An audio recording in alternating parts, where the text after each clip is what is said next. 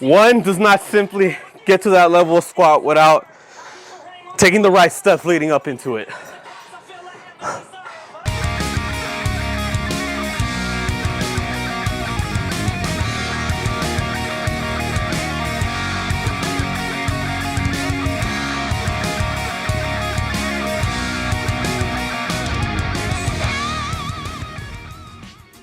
What's up everyone, David here. Got a new video for y'all today, but before we get into it, if you haven't already, make sure you subscribe to the channel, hit the bell notification so you don't miss on any new videos.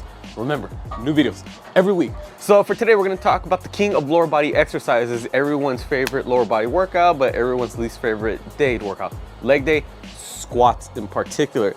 So anytime we're squatting, it's not just about the actual form, how, bending the knees, pushing back the hips, things like that. No, it all starts with the setup. If you don't get your setup right before you get that first rep, everything's gonna go downhill. So if you're gonna be squatting using a squat rack, doesn't matter if it's a power rack, squat stance, doesn't matter. Set the bar to the right height. How do you know it's the right height? I'm glad I asked. Right here, if you were to be looking at yourself, the bar should be resting right here in this crease where your armpit crease, kind of ends, right there.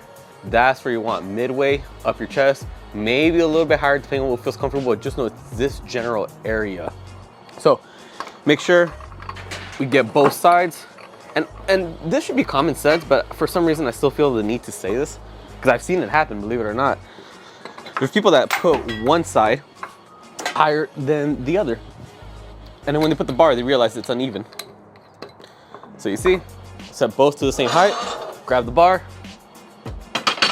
and look where it lines up, right there in that region where that crease of my armpit is. Me personally, a little bit higher than chest, or midway up my chest. And remember, it's not gonna be perfect because obviously there's only so many increments you can go up with the pins. If I go one more, it's too high. If I go too low, it's too low.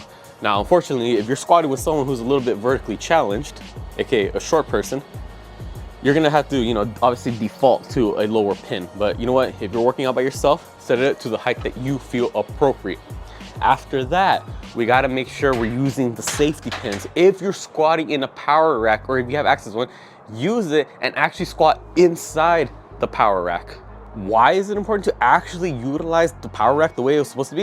It's because if you can't lift the bar, that's the whole reason why a power rack was existed in the first place instead of just two squat stands. They have these bars on the side, safety bars. If for whatever reason you can't lift that back up, you have these at your side to drop the bar onto so it doesn't come crashing down on your neck and your lower back.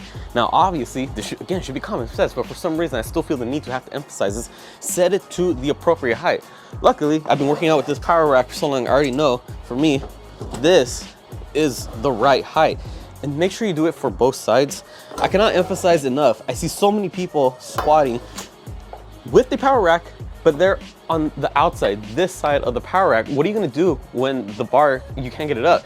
Some people know how to bail out of it, but there's a lot of people who don't. So again, make sure we have it. And before you even get into any type of squat, even try just a bodyweight squat, not bodyweight squat, but try a squat with just the bar. Measure out the height. You see, for me, if I go low enough, this is perfect. If I can't get it, I can either fall forward, boom, drop it there, or I could just dump it behind me and then boom, bring it up. When and only when you have everything set up in terms of the height of the bar to the appropriate level, safety rods to the right height, then you can start thinking about getting underneath the rack. So here's what we're gonna do. There's rings on the bars. Use them to your advantage. This will allow you to place your hands evenly so you're not so far off on one side, so far off on another side. And speaking of sides, make sure the bar is actually centered. Don't have it all the way on one side or all the way on the other. Have it in the middle as best as you can. Me personally, I like putting my thumb on the outer rings, and then from right here, we're gonna go underneath, and you're gonna feel when the bar locks into place. You're gonna have it on your upper traps, not on your neck. And also, I like to turn my head a little bit to the side to make sure I'm centered. I could kind of see the rings right here on these sides. So as long as I look to the side, let's just say I turn my head this way, I can't see this ring, but on this side I can't see that ring, that means I'm too far to the right. So make sure you center yourself on there. So again, you wanna make sure you have it on your upper traps. The traps are the big muscle on the side of your neck. So a good way to think about it, so you have that natural shelf to cushion the bar, is shoulder blades pinch back and then a slight shrug. And that should create a ball right here that the bar is gonna rest on. So when you go in, slide in a little bit higher than normal and then slide down boom, until you feel it lock in. I feel the crease right here. That's when it's right on top of my traps. I see too many people, they have the bar a little bit too high and it's on their neck like this. And that's what's causing their elbows to flare out, because this is not the way it should be. All right, this is too uncomfortable. It's on your neck. Lower it a little bit. Have it on your traps. That's why I said it's important. Squeeze those shoulder blades, pinch back, shrug slightly, and create that natural, shelf for the bar to sit comfortably on.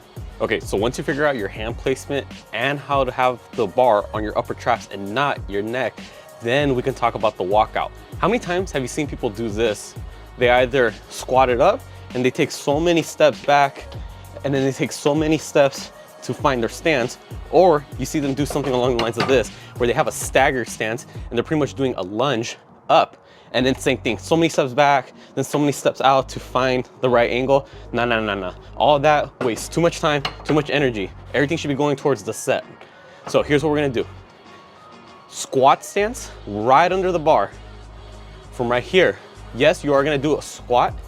This is the most important part. We're only gonna take 3 steps back. The first step is just gonna be a little bit of a half step.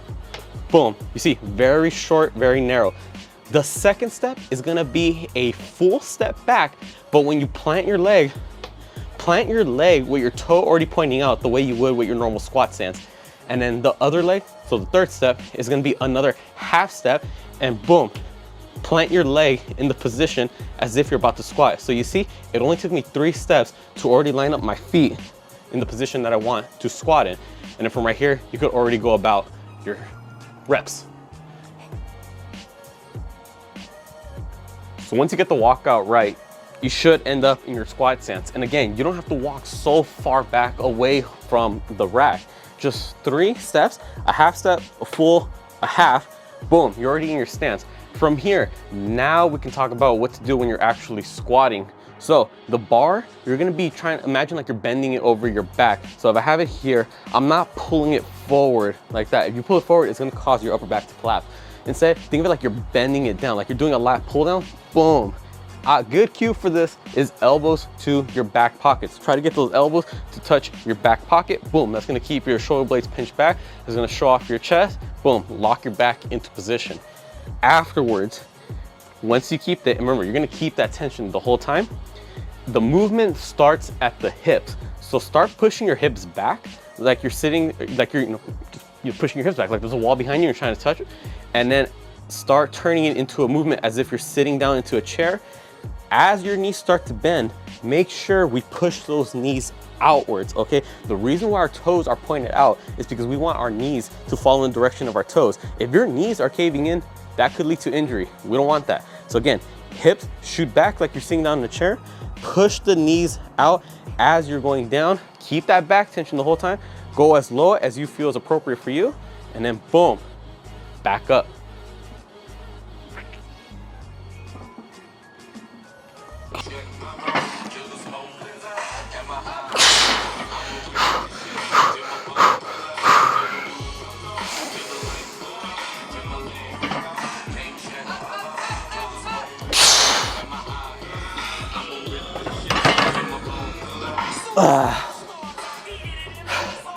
One does not simply get to that level of squat without taking the right steps leading up into it.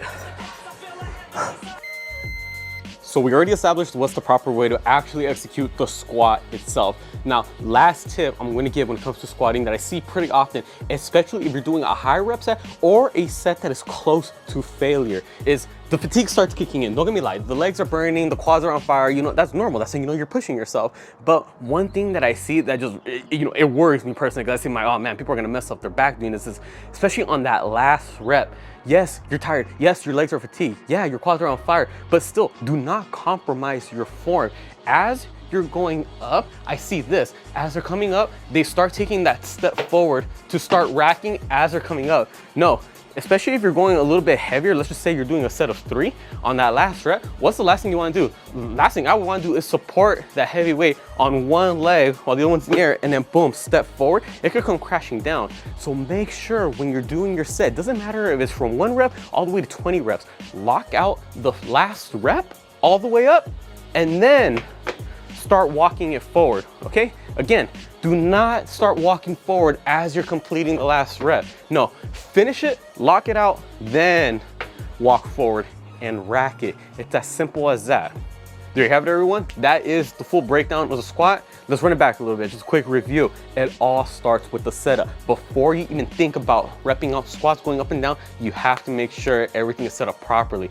In the power rack, make sure you set the bar to roughly midway up your chest. Obviously, it's gonna go a little bit higher or a little bit lower, depending on what is the hole spacing, but roughly hit this area. Afterwards, if you have access to a power rack, squat inside the rack, so that way in case you fail, you could just dump the bar on the safeties. Do not squat outside of it. If you are gonna be squatting outside of it, let's just say a regular squat stance, then just dump it behind you. Figure out how to do that so you don't hurt yourself. Make sure the bars are set to the right height. Test that out with just an empty barbell. Go down. If you see, if they're obviously hitting the bar on the safety pins, that means they're too high up. If you notice they're a little too low, it might be a little bit harder to dump the weight. So make sure you set up to the right height prior to your actual working sets. Now that we got the setup right, now we can start getting underneath the bar. Use the rings on the bar to actually, measure out your hand placement. You don't want to be too far off on one side. You don't want to be too far off on the other side. Afterwards, get underneath the bar. Make sure the bar is on your traps. This right here, these muscles on the side of your neck, that's your natural cushion. That's what the bar should be setting on. You shouldn't be having to put it on your neck. Put it on the meaty part of the upper back, the traps. Pinch the shoulder blades back, shrug, and boom, that's going to create that natural shelf. Once you have it on here, then we can start unracking. Make sure you squat the bar up, and then afterwards, only 3 steps back to unrack the bar. You don't want to be taking so many steps going back, and then you have to take so many steps going to the side to adjust that stance. No, what you want to do is just 3 steps, a half step, a full, and a half. And that full step and the last half step should be the toes already pointing out, so you're already landing in your stance.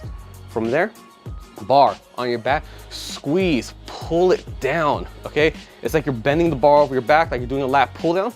Good cue, elbows to the back pockets. You're gonna keep this tension the whole time. You're gonna keep your upper back tight. This is gonna keep your torso straight, keep it from collapsing forward.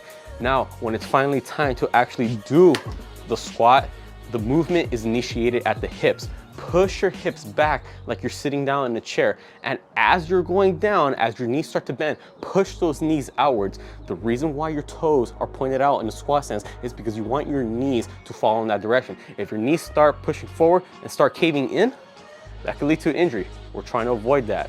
Do all the reps you need, go as low as you feel appropriate. Make sure the back is staying straight. And at the very end, even though you're fatigued, actually make sure you're standing up straight and then walk it in. Do not start walking the bar forward to re-rack it as you're coming up for that last rep. Fully lock it out, then start re-racking. Simple as that, just practice it. Work your way up slowly. Start light, and focus on technique, then you can start adding more weight over time. Comment down below if this video was helpful. Comment down below if you want to see more videos like this where we do a full breakdown of whatever exercise you need help with. Also comment down below any other video suggestions you want to see me do, whether it be about mindset, motivation, nutrition, diet, or just anything overall fitness related. I'll be more than happy to do so. Subscribe to not just my channel, but my girlfriend's channel and our couple's channel so you don't miss out on any new videos. Remember, we got new videos across the board for all 3 channels every week. And for Instagram and TikTok, same thing. Make sure you follow me on my accounts, girlfriend's accounts, couple accounts. I put all the links down in the description below. With that being said, I'll catch y'all next time.